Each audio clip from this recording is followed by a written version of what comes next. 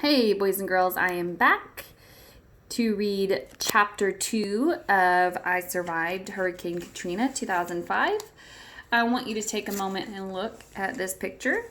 So, this is a satellite image, like one of the maps we've learned about. You can see right here, so we see North America here. We see, whoa, covering it up. Okay.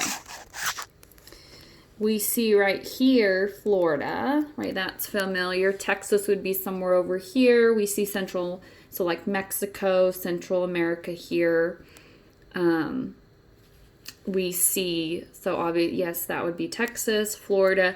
And then we see this hurricane here, that's Hurricane Katrina. And it is covering up and going to where it makes landfall, which is Louisiana, New Orleans. So that's where the setting of our book is. So I'm going on chapter 2 today of our book. All right, chapter 2. 21 hours earlier, Sunday, August 28th, 2005, 10 a.m., the Tucker's house, the lower 9th Ward, New Orleans, Louisiana. So this is kind of in the past, before the hurricane. Barry sat on the steps of his front porch. His best friend Jay huddled next to him. Jay wanted to see the drawing rolled up in Barry's hands. "Show me," Jay said, leaning so close Barry could smell egg sandwich on his breath.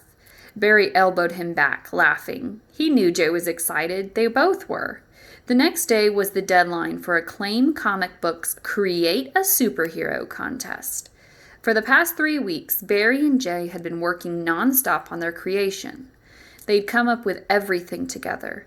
Their hero's name, his costume, even his secret star, which was the source of his amazing powers. But it had been Barry's job to draw him. He'd stayed up past midnight the last 3 nights, adding his finishing touches. "Okay," Barry said, clearing his throat and standing up like an announcer facing an anxious crowd.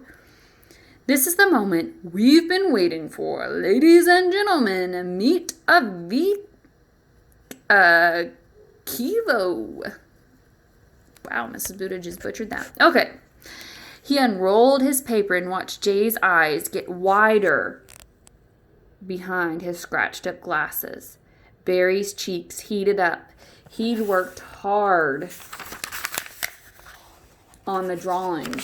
Of course, he'd never admit it to Jay, but it was almost like Akiva was his brother. A 7-foot-tall brother with bulging muscles, hawk wings, titanium armor, and eyes that could see through walls. Jay rose to his feet. "That's amazing," he said in a shocked whisper.